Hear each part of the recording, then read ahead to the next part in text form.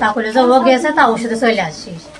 আসার পরে তো ও আমার পথেতে আমার বলছে যে আমার এই কাজটা তুই করাই দিবি কি না কর, এমনভাবে আমার বলছে। তখন আমি বাধ্যতামূলক আমি শিকার হয়েছি। শিকার হয়ে আমি গতকালকে আমি রান্না বান্না করে খাওয়া দাওয়া করে আমি ঘরে থেকে শুয়ে পড়ছি। আমি ঘরের দরজা খুলি নেই, ঘরের দরজা খুলি নেই। ওই সারা রাত ঘরের দরজা টোকা দিছে, ইয়ে করছে।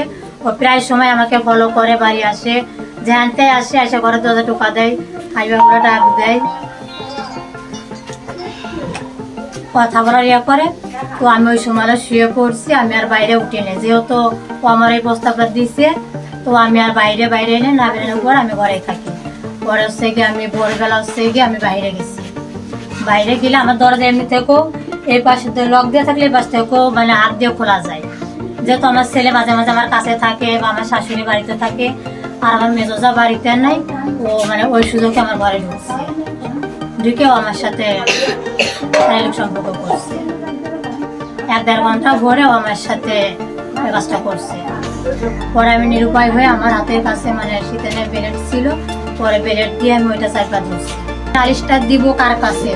আমার এক স্বাস্থ্য দেবরের কাছে আমি বলছি, ভাই একটা লোক আমাকে এরকম বিরক্ত করতেছে, আসলে বলার মতো কোনো পরিবেশ না।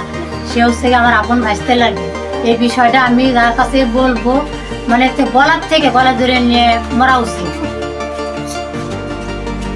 এই সমস্ত কথা কার কাছে শেয়ার করবো? পর আমার আর দেবরের কাছেও আমি বিষয়টা বলছি, না ও হচ্ছে করে যায়নি, মানে কিছু কথা কেটে গেছে।